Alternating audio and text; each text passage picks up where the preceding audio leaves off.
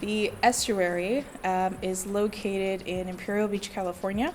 This is actually the most intact coastal wetland in Southern California, and it's the most southwestern point of the continental United States. But 3/4 of our watershed is in Mexico.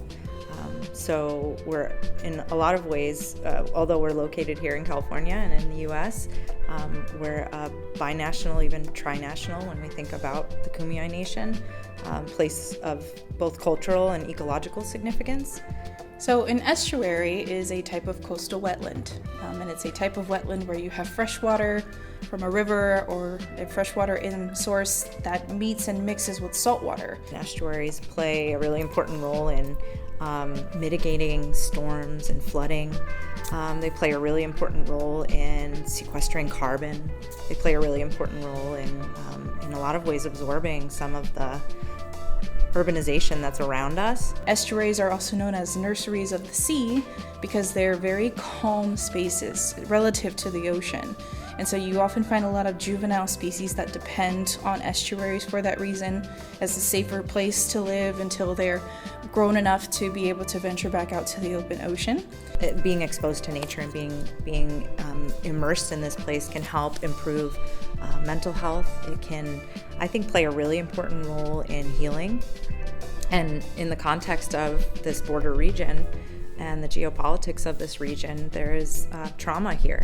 So to really think of what this place can provide and offer as a place of repair and healing, to me feels really crucial and is largely at risk. Climate change is a significant issue for us as well, as we expect to see increasing sea level rise, but also increasing and more frequent storms that convey some of the sediment and debris that pose a real risk to choking and burying the estuary.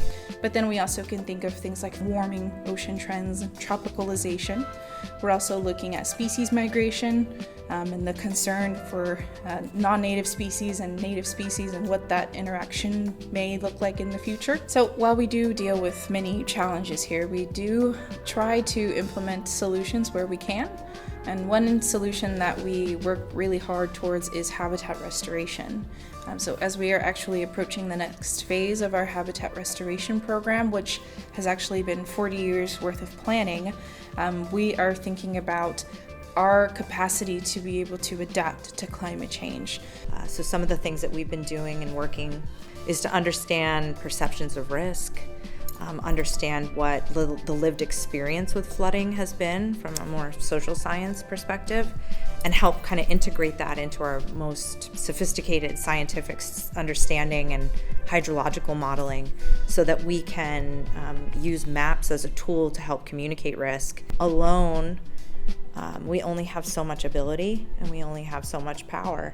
And by bringing people together to solve these problems that oftentimes feel insurmountable in the context of just how complex this larger system is. Healing could look like here, and we're already seeing to some degree, is that by being in place and restoring place, it's a kind of extension of restoring ourselves if we think of ourselves as part of this ecosystem. We cannot hold all the cards, and it would never work. And so I think trying to assure our capacity by also assuring communities around us and their capacity, that's what's really important to protecting a space like this, and for the species that depend on it, but also the humans who value it.